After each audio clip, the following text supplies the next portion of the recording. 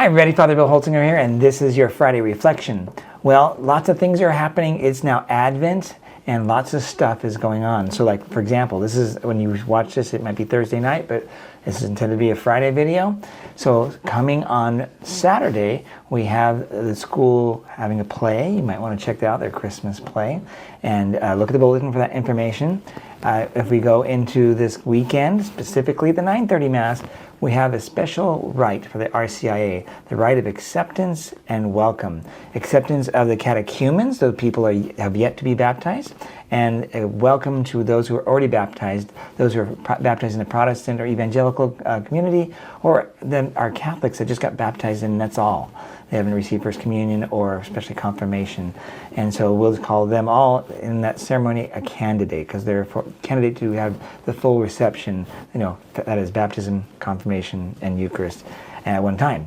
So those who already have baptism, they're going to just finish that off as part of their initiation fully into the Catholic Church. And that's important for some people because, if you want to be a godparent, those are qualifications. You have to be 16 and fully initiated in the Catholic Church. If you're going to get married, it's really strongly encouraged that you've been confirmed, which means you've probably received First Communion as well and been baptized, right? Without baptism, none of the other sacraments follow. So when you do get baptized, immediately at the Easter Vigil, those who are catechumens, after being baptized, will then be confirmed and receive First Eucharist, and those candidates will then join in that section, the last part, of course, communion and confirmation. And that's a wonderful time for me because this is the one time, generally speaking, that I'm able to offer confirmation instead of the bishop doing that. So he's given us pastors the faculties to offer confirmation at the Easter Vigil. But that's a ways out. That's Easter. We're just barely even getting to Christmas. We're in Advent. The next week, and I want you to just kind of put this on your calendar, and that is next week, the 14th, is our Advent Communal Reconciliation Service. And just now I got word from the 11th priest that is going to be showing up, and that means there's going to be lots of opportunity for you to go to confession. And as we have in the past, it's very simple. Last couple years, we've used the deadly sins as kind of our way of reflecting on things. This time around, we're going to be talking about the virtues and how maybe we've failed to live out the virtues as part of the confession reflection or the examination of conscience. So that when you come to confession, it's very simple. We won't have time for a lot of discussion or, let's say, a context or a story about the sins during your confession. It needs to be very simple. Speak about what the sin is, maybe how long it's been you've been to confession, and maybe the frequency of the sin itself, so we get a sense as priests what's going on for you, and then we can offer you a penance that would be reasonable. Now, generally speaking, we also offer communal penance for these services, but sometimes there may be a situation that might fit better for you, and the priest can change that if he wishes for you. So that's what's going on there.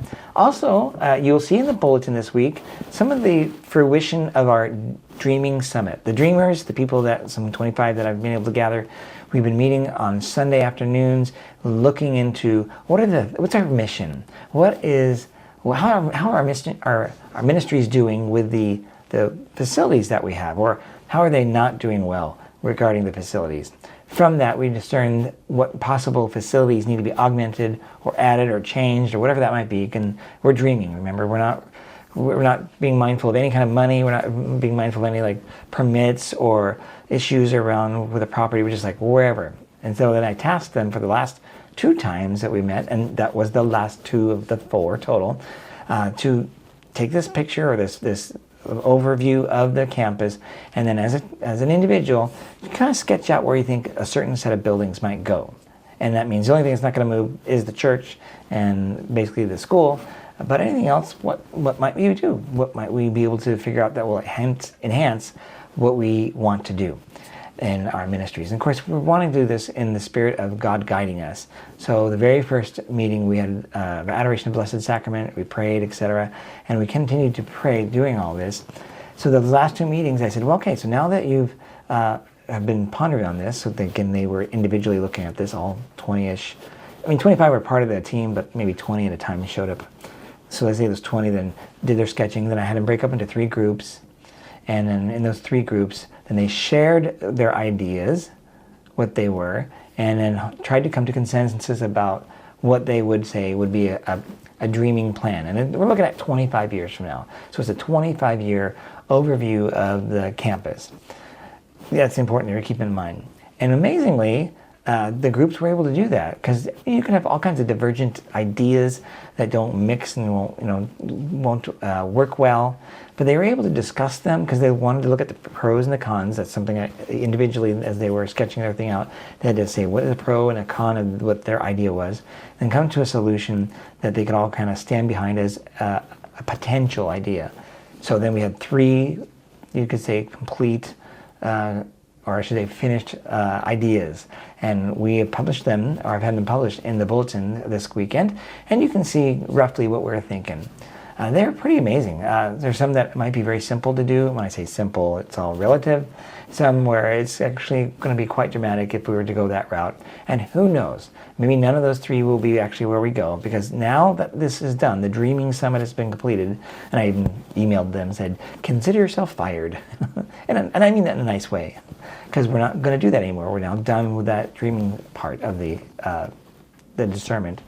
Now, in the beginning of the first part of 2025, I'm going to gather people around that are more like contractors, site organizers, people that have had maybe businesses, and maybe a few of the dreamers to kind of pepper in there to keep reminding us about what the pros and cons were, what were we thinking when the groups thought of these things, and try to nail down a single approach. And I think that will be done hopefully before school's up, but we'll take our time to do this right, because there's no way to know exactly how that will be. Note this, that of course by that point, Walker Road, starting June, will be under construction. And I don't know if they're starting at our parking lot and going down, or if they're going to start at Walker Murray and going up. My guess is they're starting at our parking lot, so it'll be messy. And if that's the case, that'll be done for a little while, and then hopefully they'll move away and get worried and busy about the other side, and we'll have some respite. But again, think, as we do this, that means we're still kind of coming to a place where we're starting to maybe draw some ideas again, and we'll publicize all this so you can see what it is that they've come up with, and then just go from there. There's many other steps, but we need to get down to basically one idea, and then even consider what the priorities of those things are. So if you look at those plans, whatever the final plan will be, those are guiding documents for I'll call it the architectural or the construction committee. Those are not the right words yet, but a group that's going to look at layouts of possible plans and try to nail down one that is probably the most practical, one that we could do, and then also think about what the order would be for those things, because you make one building, or let's say the parish offices, if you move it and put it somewhere else, that affects the other spaces, and what will we do? So know this. Of course, as we do this, I want to encourage you to talk to me if you have any questions. You can talk to Deacon Brett, our pastoral associate, you know him of course, and Dana Morano, who's also our business manager. Between the 3 of us, we're the ones that can really we're going to be working on this the whole way through, and we'll answer whatever questions you might have. Are these drawings complete? No. Again, remember, the dreaming documents are just dreamy land. There may be lots of flaws. Maybe we might find we can't put a building there, or that's not possible because of something, or that's exorbitantly expensive, that kind of thing. So that's it. I want to just kind of keep you up to date with what's going on in our life of the parish. There's many other things. Oh yeah, one other last thing. On the 13th, December 13th, I almost forgot, we have a concert with Valimar Jansen, and she's a Catholic musician and storyteller. Let's see, I'm looking at the calendar. That concert is at 6:30 p.m. on December 13th. Hope to see you then. Oh, and this weekend, I think it's, it's Father Anthony. He's preaching this weekend. I'll be preaching the next weekend, and I'll see you this weekend myself. Okay, God bless you. Bye-bye.